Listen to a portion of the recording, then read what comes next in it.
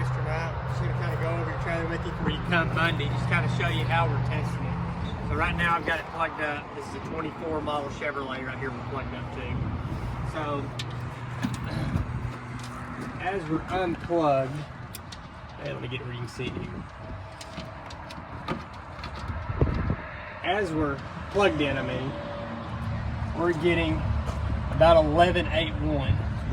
Now, I disconnect from the truck.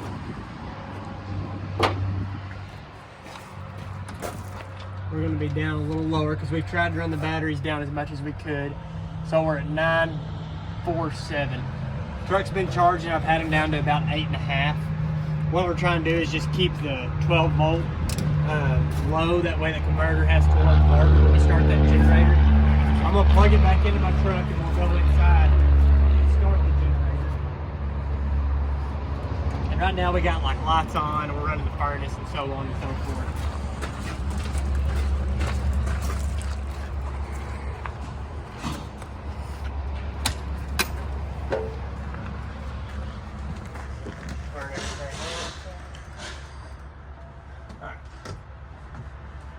Water heater going too. Prime down.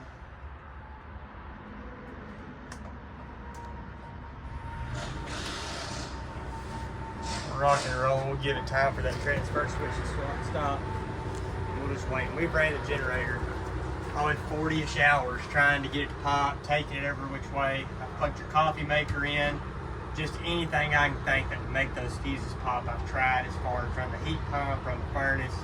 We got the fridge going, all the lights, doing everything we can to make it pop. We just haven't been successful in doing that.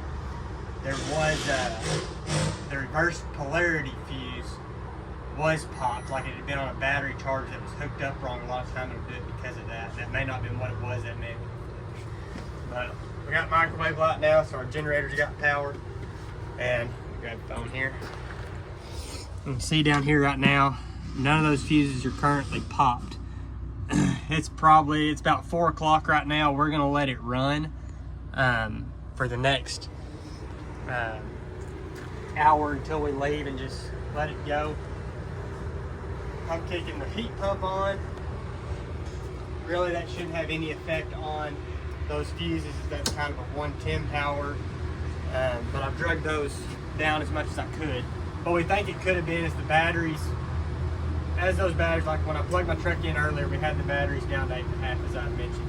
As we run that, as I plugged it up, of course my truck's charging some, but it's also bringing it down. So I started out like 12 with the truck, and then the batteries were at 8.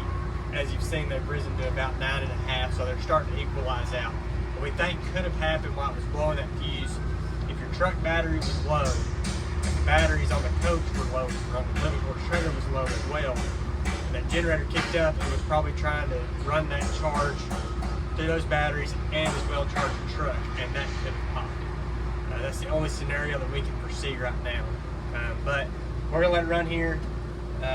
I'm gonna actually manually pull every fuse out here in a second down there just to make sure that they're not blown, but I've checked them 3 times today and they're not.